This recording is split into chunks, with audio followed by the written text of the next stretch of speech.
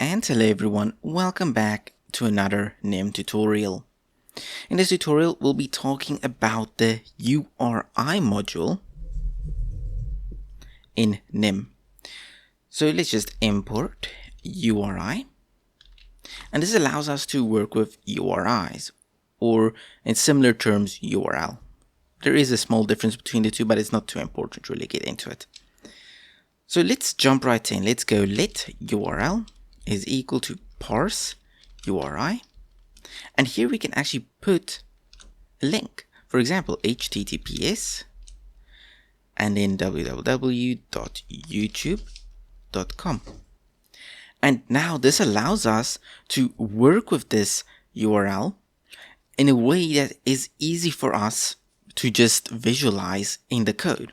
For example, let's say we want to go and search for my YouTube channel, or we want to go /Steve's teacher. Then it is simply echo URL, and because we imported the URI module and made this a URI type with parse URI, we can use a / and just say Steve's teacher.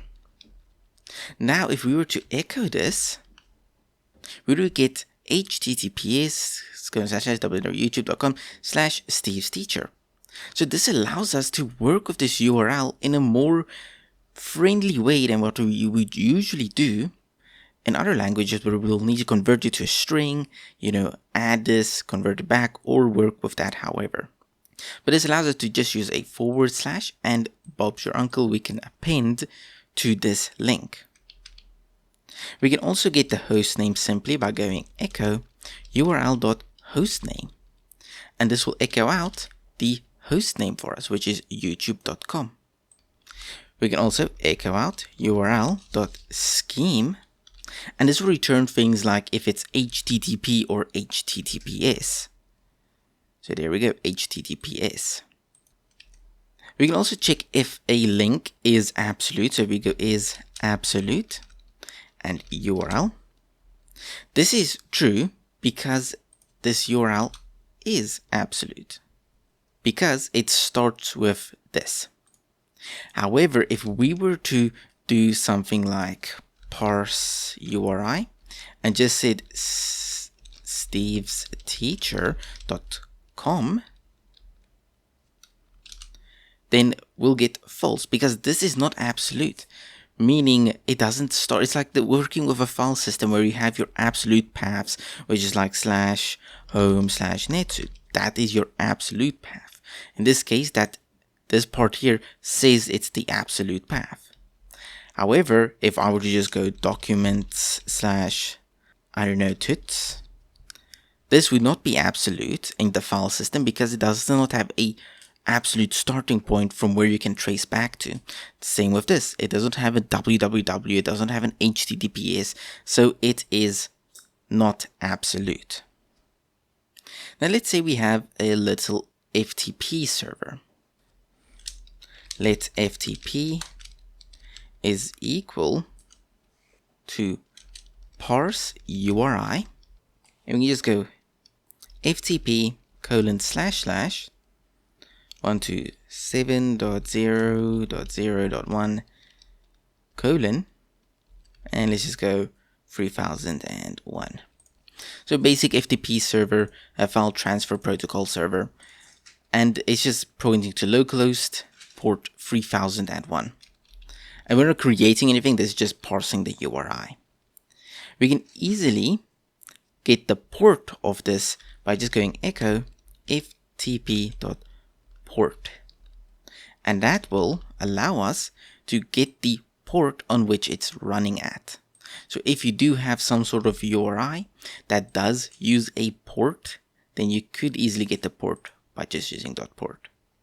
Now you can of course go a little bit stronger here, and let's say we go netsu : my password 123 at Linux desktop. And here we have another version of FTP where we basically have our username, our password, and then I have no idea, I think this is our desktop or our host name. And in here we can just say username, password, and hostname. And it will automatically be able to parse the username, password, and hostname from this FTP URI that we passed in. This is the awesome thing about the URI module. It is so powerful because you can pass almost any URL in here and it will be able to parse it for you in the correct way. So now if we were to run this, we would get netsu, my password 123, and then Linux desktop as the hostname. A nice feature it also has is, let's say we echo out encode url.com/ and let's say it says this is my website. Now we're lucky enough that if we run this, it will actually parse it for us in a way that is easily understandable by the computer. So it basically encodes it into a normal URL, an actual URL, where spaces becomes plus symbols and forward slashes becomes %2f and so on. If you don't want it to use plus signs, you can just pass in false at the end, and now it will no longer use plus signs, but instead %20. So it depends on what format you want, but this allows you to easily encode it into the format you need. Let's save this in A. We can also easily decode a URL by just going echo decode URL and just passing in A.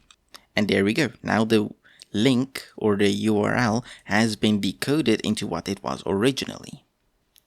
If we were to include plus symbols here, so we were to remove that false, then here we could pass in false here and it will not decode plus symbols. So now we will still have our plus symbols here. So it depends on how you want it. If you're going to have plus symbols here, you could pass in false here so it keeps the plus symbols after decoding it.